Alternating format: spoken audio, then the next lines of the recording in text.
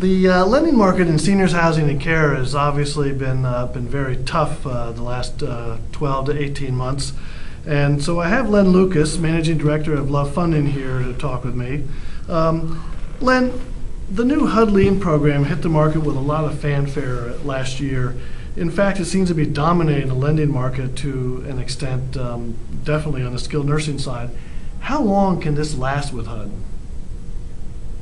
Well, with HUD, it can last a long time. I mean, I'm not an economist.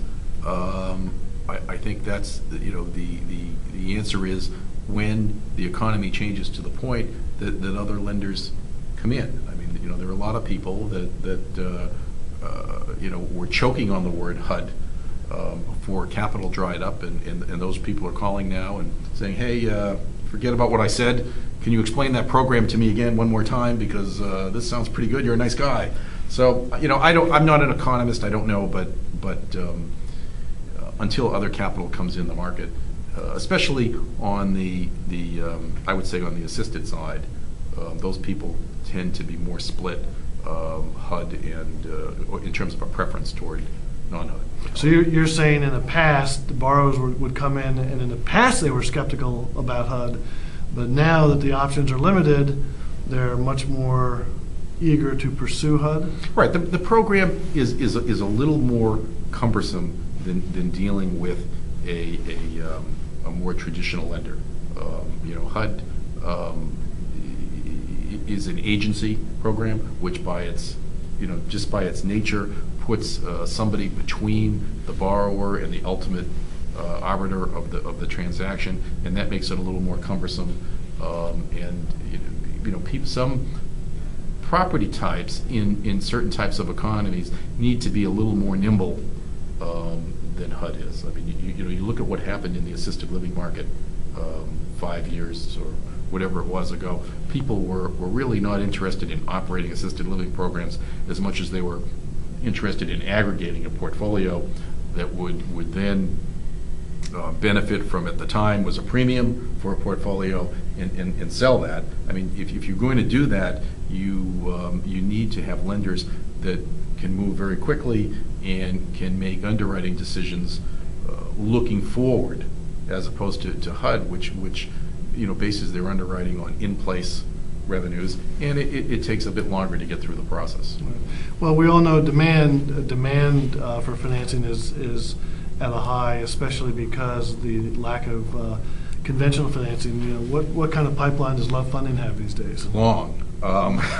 Full. Long. Yes, it's and I'm not being coy. I don't have the number at my fingertips, but I can tell you that our pipeline is as big as it's ever been, and I think that's true for probably most of the HUD lenders out there. I mean, and are you more on the skilled side or the assisted living side of people in the pipeline?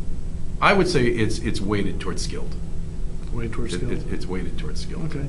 And on the conventional side, are many of your customers looking for straight bank debt, or they've just all decided to go to HUD? Well, they're all looking, but they're not finding it. Yeah. I mean, that's the issue.